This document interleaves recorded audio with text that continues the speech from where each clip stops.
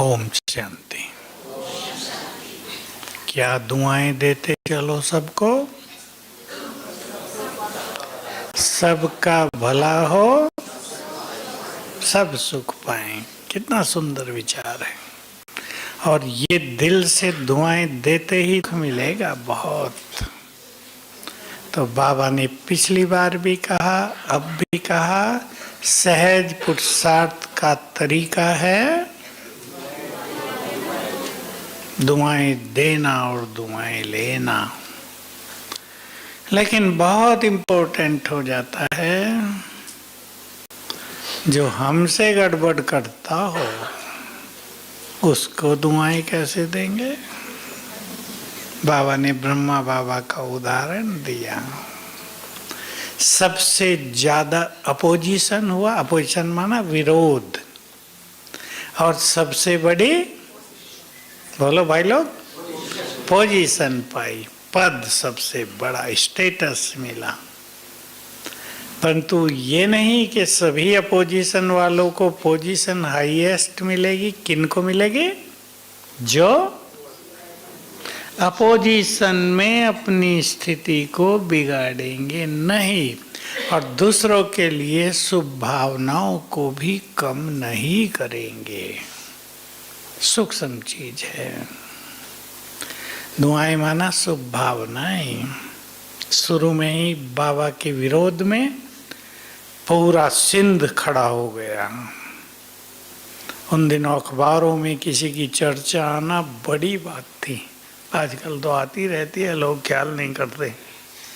उन दिनों जब अखबार गिने चुने होते थे, पूरे स्टेट में ही 2, तब अखबारों तक चर्चा पहुंची और फिर भी बाबा की स्थिति न विचलित हुई और न किसी को बाबा ने कुछ कहा।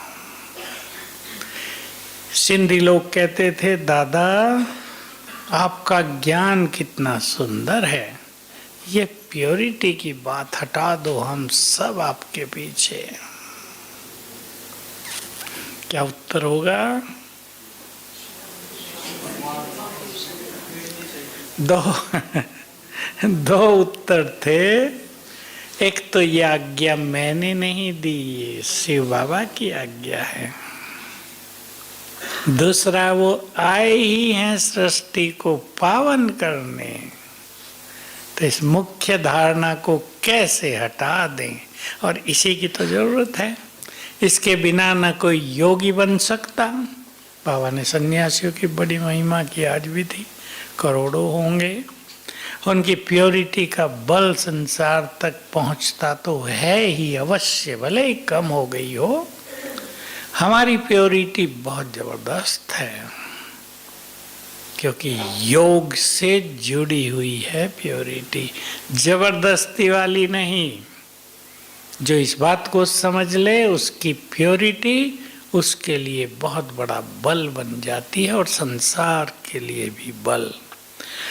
अब कल के महावाक्यों की सुंदर सुंदर बातें रिपीट कर दो जरा। कौन है हम सब? पूर्वज और पूज्य।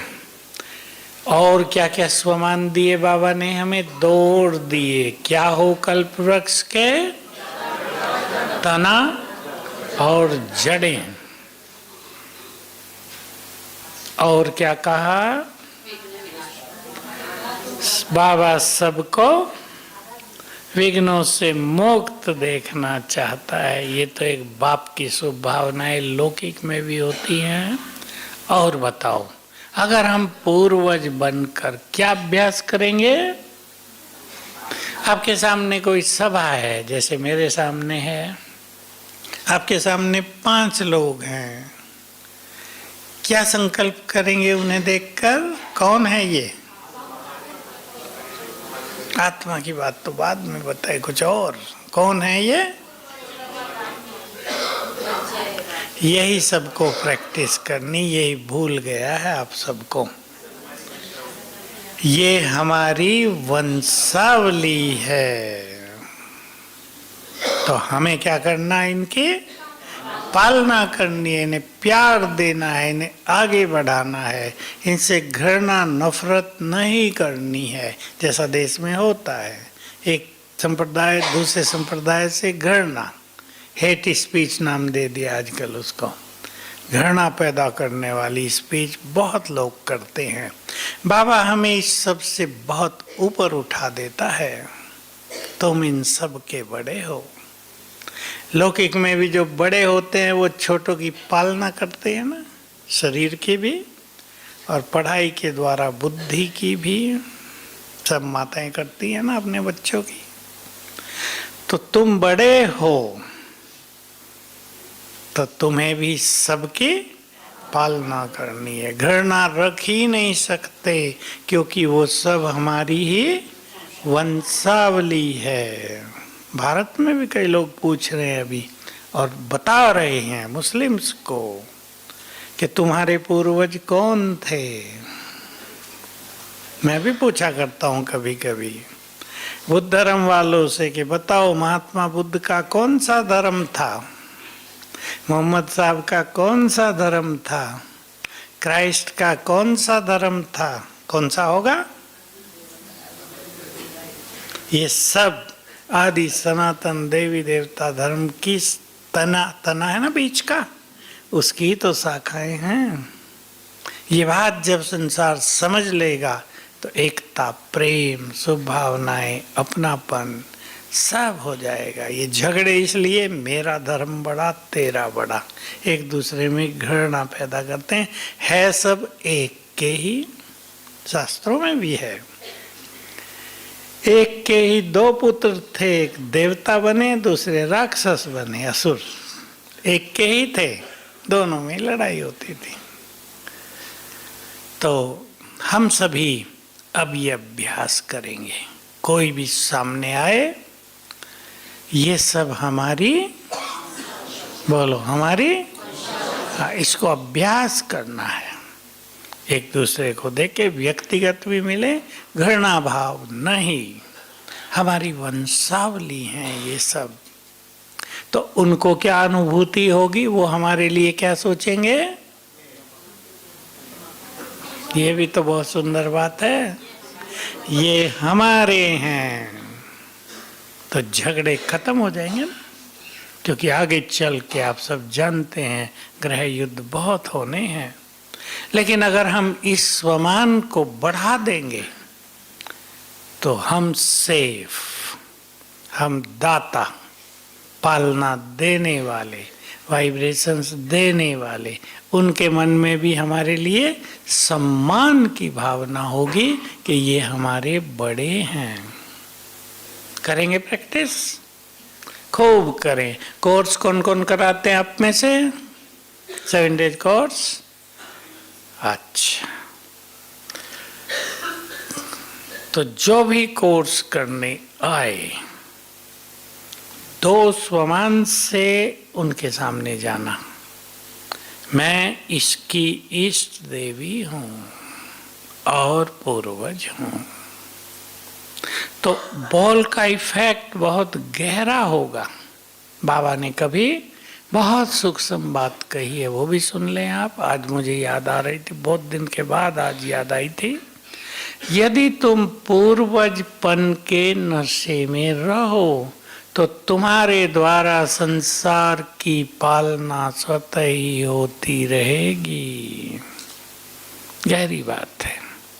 तो जैसे माताओं को, भाइयों को अपने परिवारों में रहता, हम बड़े हैं भाई, नौकरी धंधे भी करते हैं, पैसा कमाते हैं, क्यों क्यों? बोलो ना, बोल नहीं रहे, चुप बैठे। तो कुमार बोल रहे, मैं फादर से पूछ रहा हूँ, फादर सब देख रहे हैं मुझे, क्यों कमाते हो पैसा? अरे बोलो ना सारे फादर्स। माताएं तो बोल रही, होशियार है, मैं समझ गया। हमारे माताओं का ग्रुप बहुत होशियार है। भाई लोग भी चुस्त हो जाओ, पालना करते हैं ना, ठीक है। माताएं ध्यान देती हैं बच्चों का। कई बाप तो कह देते बच्चे तुम्हारे, तुम संभालो, जैसे उसके हों ही ना। तो पालना करनी है हमें सबकी। क्या देना है? क्या देना है? और भी तो कुछ बताओ।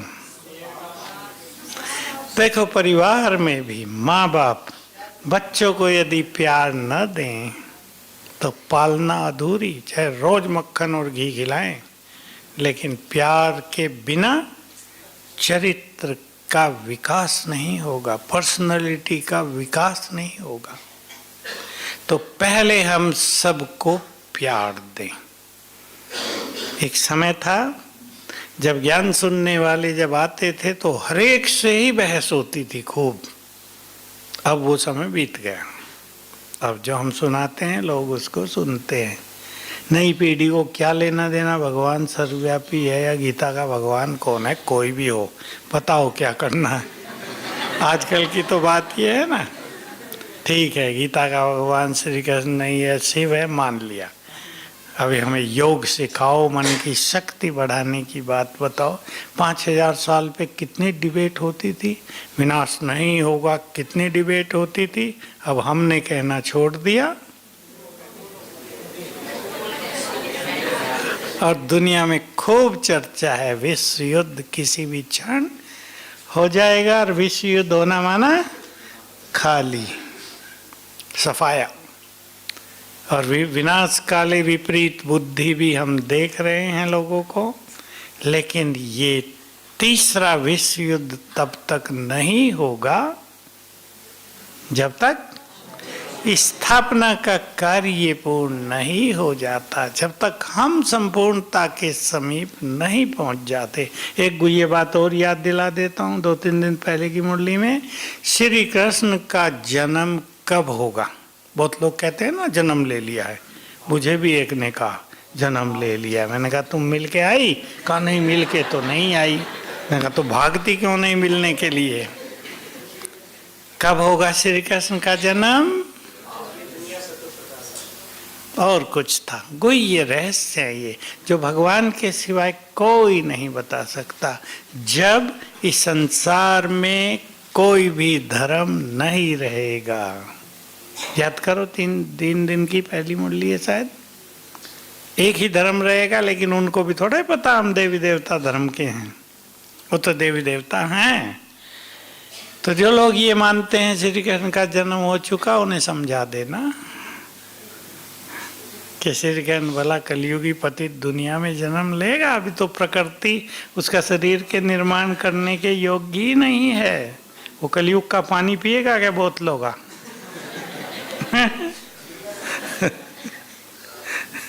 अभी तो यमुना का हाल ही बुरा है। तो बाबा हम सब की पालना कर रहे हैं, प्यार देना है और आगे बढ़ें, शुभ भावनाएं रखनी है और आगे बढ़ो, शक्तियां देनी हैं जिसकी संसार को बहुत जरूरत है। दुख बढ़ रहा है, बहुत दुख बढ़ रहा है, पता चलता है बहुत बढ़ रहा है। आज एक माता आई दुखी, मेरी तो सुने ही नहीं, अपना दुख ही सुनाए। फिर मेरी साथी बहन थी, उसने कहा अरे भैया दुख के वातावरण यहाँ न बना, रोए जीना नहीं है मुझे। अब मैं उसे कैसे कहूँ मर जाओ, नहीं तो मेरे पे पाप आ जाएगा। पति ने ये किया, जन्म से ही कष्ट पाया है, लड़की है वो बहुत गुस्सा करती है, मारती है मुझे जीना ही नहीं है। मैं उसका दुख देख के सोच रहा था, इसको पता नहीं कि ये सब क्या है, कर्मों का खेल है। जब मनुष्य कर्म करता है तब तो बड़ा खुश होता है। और कितने लोग कहते हैं अरे अब तो कर लो, जब फल मिलेगा देखा जाएगा, किसने देखा है कल। और जब मिलता है तब कल काल बन जाता है। होता है या नहीं? 2 रोज आते हैं मेरे पास ऐसे, अचानक मृत्यु हो गई है 2-3 लोगों की। अब माताएं कैसे सहन करें उसे? होता ही नहीं। बेचारों को कमाने खाने का भी नहीं, कुछ कमाने वाला ही कोई नहीं बचा। प्रैक्टिकल समस्या होती है। तो हम सब कौन सी सकाश देंगे? शक्तियों की, ताकि आत्माओं को धीरज मिले, ताकि आत्माओं को कुछ बल मिले, कुछ राहत मिले। एक सुंदर बात थी, जो जो अच्छे पुरुषार्थी आप में से हैं वो ले ले उसे। कौन कौन बैठे यहाँ अच्छे पुरुषार्थी? देखो फिर भी माताओं ने हाथ नहीं उठाया।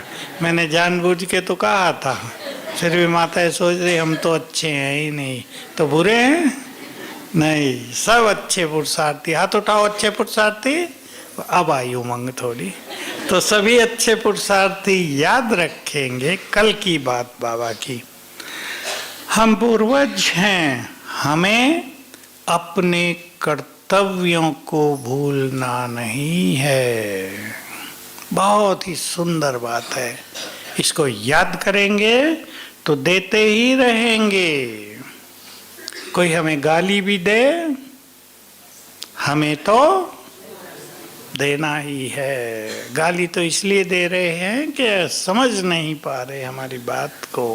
प्योरिटी के कारण माताओं को कितनी गाली खानी पड़ती है, भाइयों को भी थोड़ी थोड़ी। खाते हैं ना मजे से, खाती हैं माताएं गाली मजे से, बोल नहीं रहे पर खाते हैं।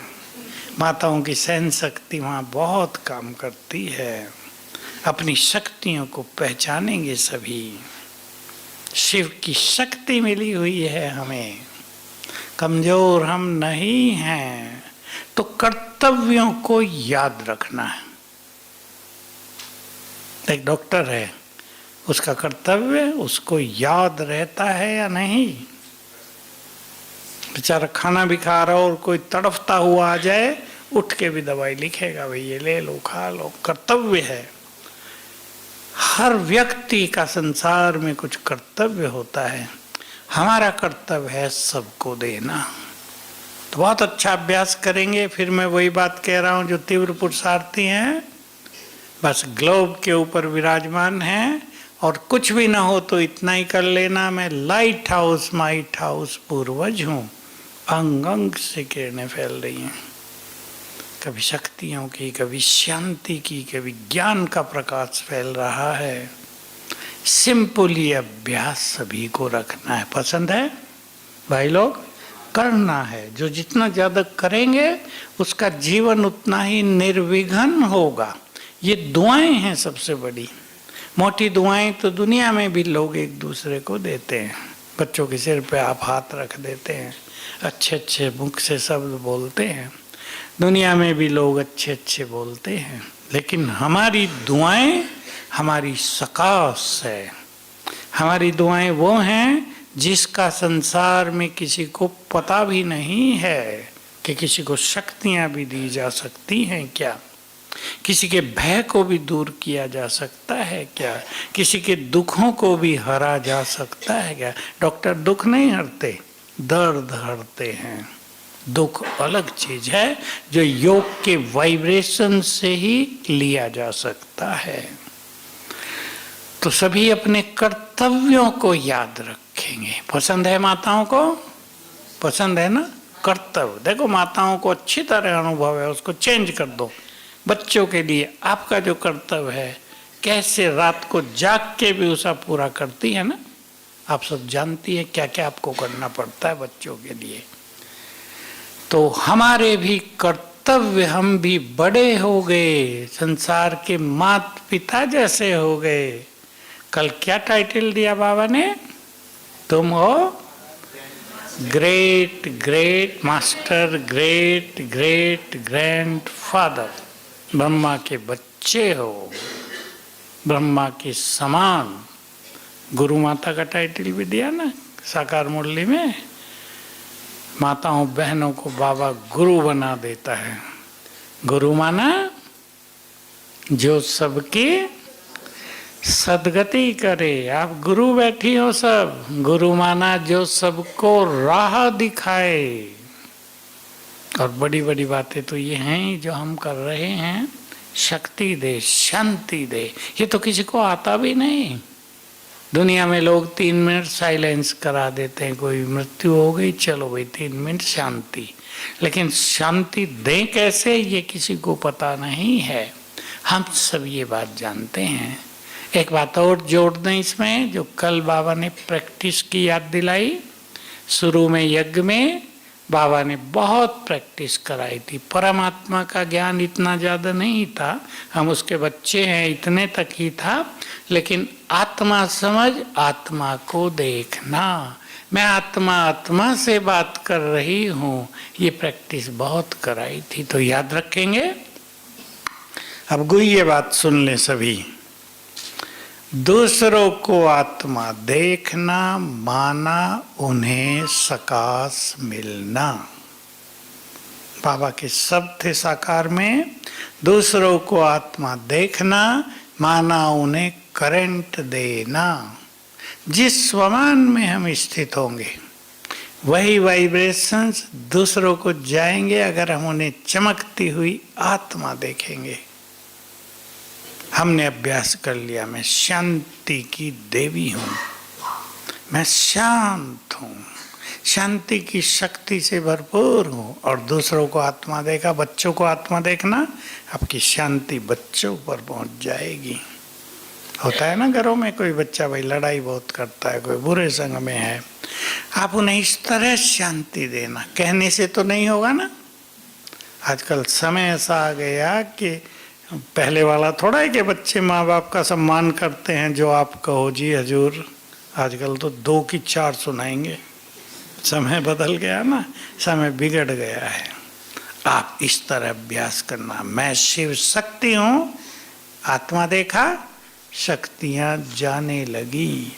मैं पवित्रता का फरिश्ता हूँ, आत्मा देखा, पवित्र वाइब्रेशंस जाने लगे। सिंपल अभ्यास है।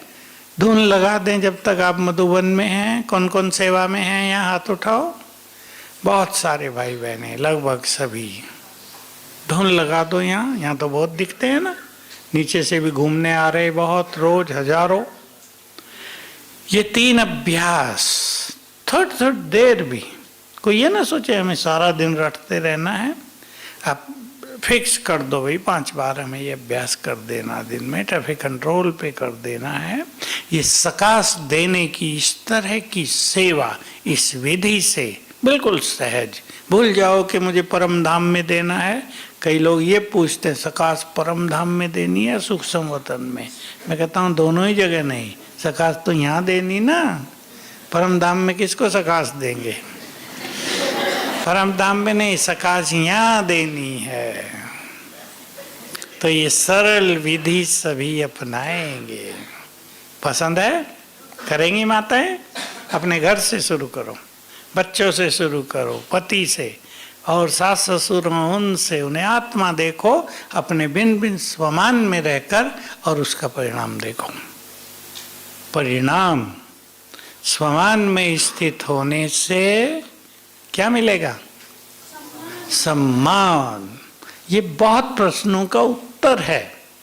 जो भाई बहने ये कहते हैं जब से ज्ञान में आए परिवार वाले सब विरोधी हो गए, दुश्मन बन गए हैं, निकल जाओ घर से। स्वमान बढ़ा दो, सम्मान आपके पीछे पीछे आएगा। अशरीरीपन का अभ्यास कर लें। जो जितने देह से न्यारे वो उतने ही सबके। देखो कौन प्यार नहीं करेगा। भगवान के माँ बाप गलत थोड़ा ही हो सकते हैं। ये बड़ी सूक्ष्म आध्यात्म के रहस्य हैं। पर होता क्या, जब घरों में विरोध होता है, अविरोध तो होता है, कोई भक्ति बहुत करे लोग विरोध करेंगे, ज्ञान में धारणाओं में चलें लोग विरोध करेंगे, ये तो हमें मानना ही पड़ेगा। लेकिन होता क्या है कि उनके विरोध में आत्मा इतनी डाउन हो जाती है कि ये अभ्यास करने ही भूल जाती है। मैं इस देवी हूँ तो ये मुझे तंग क्यों कर रहे, मेरी पूजा क्यों नहीं करते। इस देवी बन जाओ, पूजा होने लगेगी। बन के तो देखो, ध्यान देना पड़ेगा। इस देवियों को क्रोध आएगा तो कोई मानेगा ये इस देवी है, ज्वाला देवी नाम पड़ जाएगा फिर तो। हम कल्प वृक्ष की जड़ें हैं और तना हैं। अब इस पे गहराई से चिंतन करेंगे। तना आधार होता है पूरे वृक्ष का तना मजबूत है। किसी का तना छोटा सा हो, जैसे गेहूं का तना, पतली सी बाली वो होती है ना डंडी, तो तेज हवा चलेगी सब गिर जाएंगे। और किसी का तना बहुत मोटा हो, सबसे मोटा तना किसका होता है? पीपल के पेड़ का, पीपल का, बड़ से भी ज्यादा पीपल। कितना भी तूफान होता रहे, टहनी टूट सकती हैं, वृक्ष गिरेगा नहीं। हम तने हैं, इसलिए हमसे निकली हुई सभी धर्मों की शाखाएं हमसे जुड़ी हैं। बहुत अच्छी तरह विचार करेंगे। हम कल्प वृक्ष की जड़ें हैं, जड़ों में बैठ के तपस्या कर रहे हैं, और हम स्वयं जड़ें भी हैं। कल्प वृक्ष की जड़ें मजबूत होंगी तो वृक्ष बहुत पावरफुल होगा। और जड़ें ऊपर ऊपर हों, थोड़ा भी तूफान चलेगा गिर जाएगा। हम देखते हैं कई पेड़ों की, यहाँ तो गिरते रहते हैं ना पेड़ आबू में, कई पेड़ों की जड़ें बस 2-2 फुट थोड़ी फैली हुई, 1-1 फुट ही, और जैसे तूफान आया मिट्टी को हटा के वो गिर गए। और कई पेड़ों की जड़ें बहुत गहरी, 10 फुट 15 फुट मजबूत, गिरते ही नहीं। हम जड़ें हैं। जड़ों के द्वारा क्या जाता है वृक्ष को? भोजन और पानी, खाद पानी।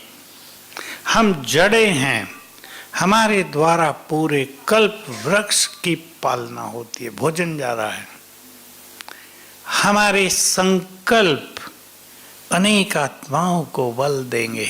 अब ध्यान से सुन लें और सबको करेंगे।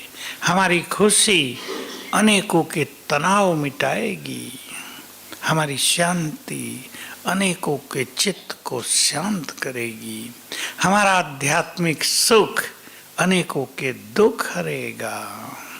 ऑटोमेटिक है। हमारी प्योरिटी, बोलो प्योरिटी क्या करेगी?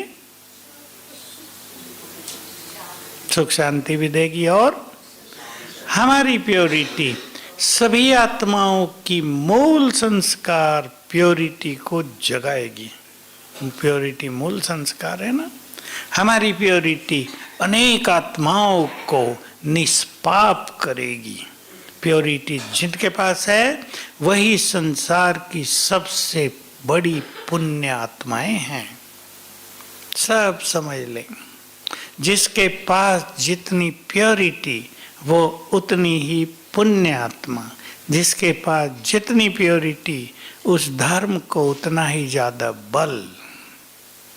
और जिस धर्म में प्योरिटी नष्ट हो गई, समझो वो धर्म हिंसा पर आ जाएगा, क्रूरता बढ़ जाएगी, वो आपस में ही लड़ मरेंगे। धर्म की शक्ति नष्ट हो गई। इसलिए बाबा ने पूरे चक्र में एक नियम रख दिया। बाबा ने कहो या ड्रामा बनाया, हमेशा ही पवित्र आत्माएं ऊपर से नीचे आती ही रहती हैं। सतयुग के पहले दिन से कलयुग के आखिरी दिन तक। तो ये जो आत्माएं आती हैं ये होती हैं पवित्र। उनके कारण इस संसार को पवित्रता का बल मिलता रहता। अभी आप देखो पिछले 50 साल में ही कितनी आत्माएं परमधाम से नीचे आ गई। कम से कम 4 अरब, 4 से भी ज्यादा बल्कि। हम जब छोटे थे हमें याद है, पता नहीं 3री 4थी क्लास में पढ़ते होंगे, किताबों में लिखा रहता था विश्व की आबादी 2 अरब है और अब 8 पहुंच रही है, 4 गुनी। 60-65 साल में 6 अरब आत्माएं ऊपर से आ गई। तो ये आत्माएं पवित्र होती हैं तो संसार में मानवता जीवित रहती है। नहीं तो पुराने सब कहाँ उतर गए? नहीं, पाप आत्माएं बन गई, उनमें कोई ताकत नहीं रही। तो ध्यान देना है इस चीज पे। हमारे द्वारा कल्प वृक्ष को क्या जाएगा? एक चित्र बना ले अपने पास। हमारे सिर के ऊपर ही कल्प वृक्ष है। अभी बनाओ चित्र, हमारे सिर के ऊपर ही कल्प वृक्ष है। हमारे संकल्पों की तरंगें ऊपर कल्प वृक्ष में फैल रही हैं। व्यर्थ संकल्प होंगे तो क्या जाएगा? जैसे आजकल गंदा पानी बीमार करेगा ना, जिस तरह के उल्टे संकल्प हैं वो भी जाएंगे, और कुछ ही महान आत्माओं के पावरफुल संकल्प, महान संकल्प, पवित्र संकल्प पूरे कल्प वृक्ष को बल देंगे। बीज तो एक ही होता है ना, हम मास्टर बीज हैं, हम एक से ज्यादा हैं। हमारा बल पूरे कल्प वृक्ष को प्राप्त होगा। हम हंसेंगे तो संकल्प कर लो, सारा संसार मुस्कुराएगा, और हम रोएंगे तो संकल्प कर लो, मजा आएगा सोचने से। जब भी रोना आए सोच लेना। तुम रोती है? छोटी है? नहीं, नहीं रोती। तो हम कल्प वृक्ष की जड़ें हैं। अब एक गुह्य बात पर आ जाए, जड़ें कहाँ रहती हैं? जड़ों को कभी संकल्प आता होगा क्या?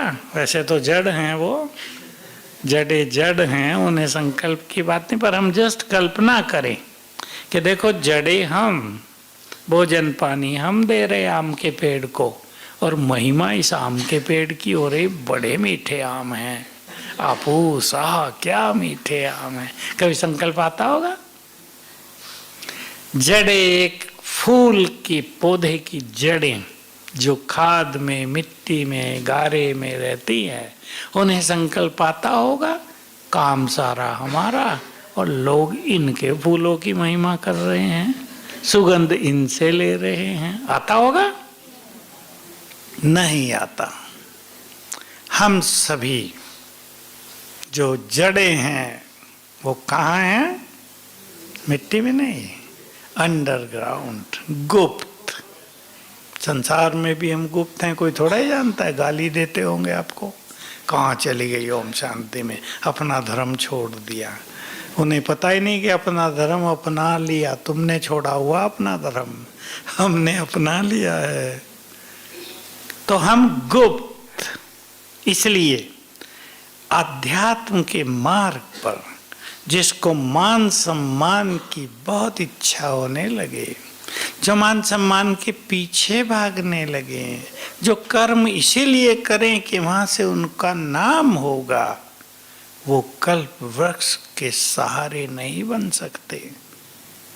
कल्प वृक्ष के सहारे तो वही हैं जो अंडरग्राउंड रहकर आध्यात्म शक्ति अपने में भर लेते हैं, बल देती हैं ऐसी महान आत्माएं संसार को। इसलिए बाबा ने पिछली मुरली में क्या कहा था?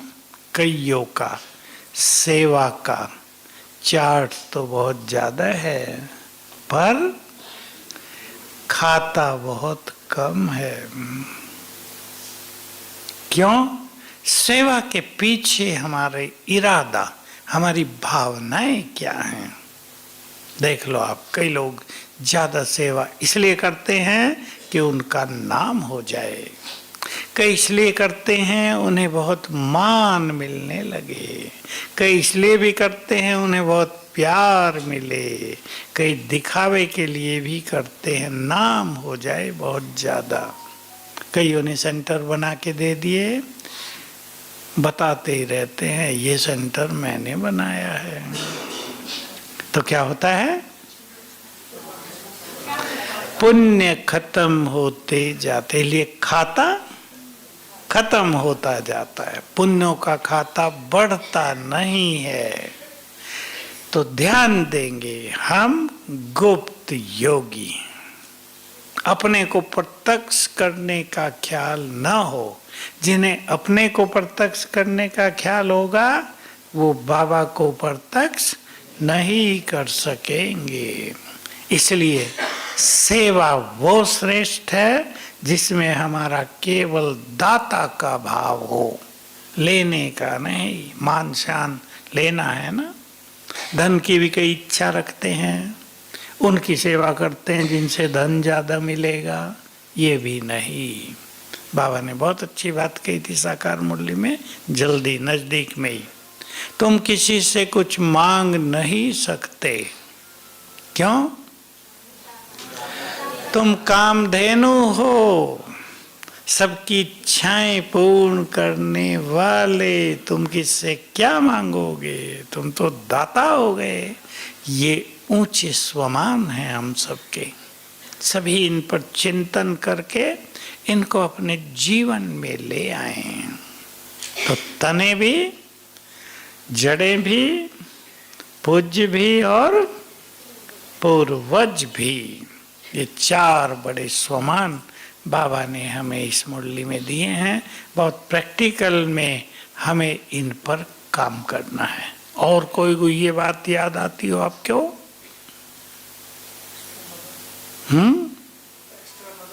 हाँ, बहुत अच्छी बात थी। किसको देंगे? बाबा ने तो तब के लिए कहा था कि इस साल जो विशेष करेंगे पुरुषार्थ, बाबा उनको एक्स्ट्रा मदद देंगे। मैंने तो बहुत फायदा उठाया था इस बात का, लेकिन ये बात सदा ही है। भगवान की बात सीमाओं में बंधी हुई नहीं होती। जो उसने कह दिया वो सदा के लिए है। तो जितना हमें हिम्मत रखकर अपने पुरुषार्थ को तेज करेंगे, उतना ही बाबा की एक्स्ट्रा मदद मिलेगी, पुरुषार्थ हमारा और सुंदर हो जाएगा। जिनका योग नहीं लगता, ये प्रश्न भी आजकल नए जो बाबा के बच्चे आते हैं बहुतों का है, योग नहीं लगता, मन बहुत भटकता है। कुछ दिन के लिए योग को एक तरफ छोड़ दो। समझना मेरी बात, ये ना कहना कि भाई साहब ने कह दिया योग को छोड़ दो। योग को पावरफुल बनाने के लिए कुछ दिन के लिए योग को एक तरफ छोड़ दो, अभ्यास करो। मैं आत्मा आंखों से आत्मा को देख रही हूं। धुन लगा दो, 21 बार करना 7 दिन में, इतना ही संकल्प। मैं आत्मा आंखों के द्वारा आत्माओं को देख रही हूं। देखो एक ही दिन में योग लगता है या नहीं, करके देख लो कल 21 बार। इसलिए मैंने कहा योग को जरा एक तरफ रख दो।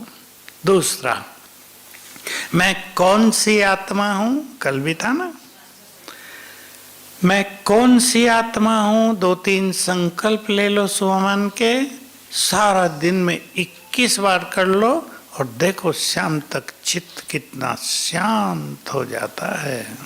योगा पे ही लग जाएगा। मन उलझ गए हैं बहुतों के, दुख इतना हो गया है, परेशानी इतनी बढ़ा ली है कईयों ने सोच सोच कर कि कुछ भी अभ्यास करना नहीं आता। उनको हम सिखाते हैं सवेरे जब भी उठो और सोने से पहले 108 बार लिखो, मैं मास्टर सर्वशक्तिवान हूँ। क्योंकि कुछ होता ही नहीं।